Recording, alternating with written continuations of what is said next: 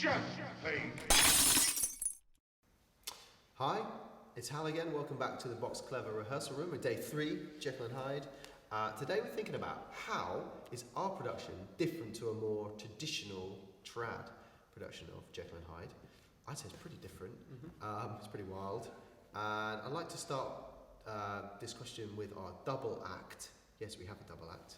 Of course, it's a play about duality, so we're going to talk over here to Jacob and Coco about how this is different to a more traditional production. Yeah, so we have this double act that goes throughout, and they're almost like the narrators of the play, and it allows us to jump into the story and then back out again and sort of discuss key points within this sort of double act that we're doing. But it's also in the style of this old musical sort of, 1920s, 1930s double act, how they used to perform. Very sort of showmanship and very big and very large. So with that sort of double act, we can have a lot of fun with it, and it's, I think, a lot more engaging, especially if it's a text you want to understand. So it makes us the story a lot more engaging, because it's not just naturalistic and you're sitting there and you can sort of switch off. You're constantly jumping in and out of the story and not quite sure what's going to happen next. Literally took the words out of my mouth.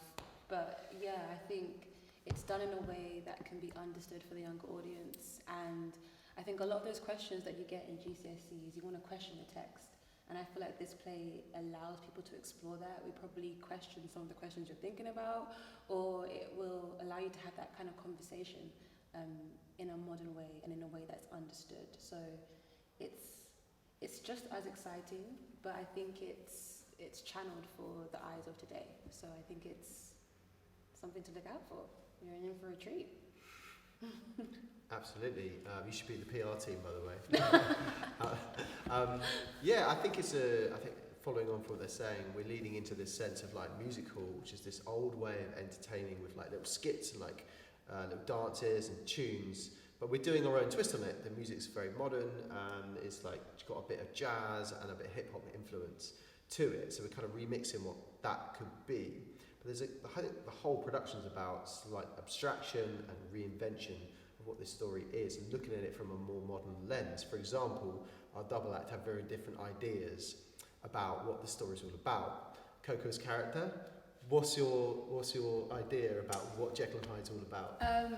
My character is like a showman, typical. She thinks it's a thriller, it's an action book, it's all the rah-rah, it's the new age, and she just wants to explain the story in its heightened value. Like, I don't think she's connected to the story from an emotional, personal sense, but she's connected to the excitement and to the drama, and I don't think the deeper questions and themes are something she's really thinking about, but she's thinking about how can I make you laugh, how can I make you cry, how can I change your mood and everything like that, how can I keep the story going. That's her main kind of view on this movie. And Jacob, how is your character different? Because it's sort of it's quite a different way in that you're So narrating. we begin off quite similar in we're both these showmen, this clear double act, but as it goes on, my character gets a lot more affected by the story, and it really dawns on him he looks at the small sort of mental health side of it, kind of more of a contemporary look at it, whereas you just want to keep going with the show, but this guy kind of breaks down and realises the duality that Stevenson's talking about, and how within us we all have this Hyde and this Jekyll, we all have this animal within us, and he gets a lot more affected by the show, and he doesn't want to continue doing the showmanship because he doesn't think it's right given the nature of what the show's about, and all the murder and the trampling and all of that happens in it. So he sort of starts to lose it, a little bit like Jekyll starts to lose it with Hyde. So there's a nice sort of Shift. I don't know what the word is. A nice sort of it's like a breakdown, isn't it? Yeah, Like the theatrical. It's almost like there's a duality. Me here and now. There's almost like there's a duality in our characters. Yeah. Like we are the same person at the beginning, but then throughout you kind of see the splits in the splits and kind of contradictions in personalities. So it kind of reenacts what Jekyll was going through. Yeah. So we're dealing with a production where the fourth wall, which is this like invisible wall, where normally, say in a traditional production, we'd be ignoring the audience maybe, we're just keeping in this gothic world of kind of, weird things happening in the shadows and, murder and all of that, very serious. But here we've smashed through the wall 4-4. We can see the audience. In fact, you're like the fourth member of the company. Jack, would you talk to us about our relationship with the audience, maybe, for this? And especially playing Jekyll and Hyde, how will you be communicating with them in the play?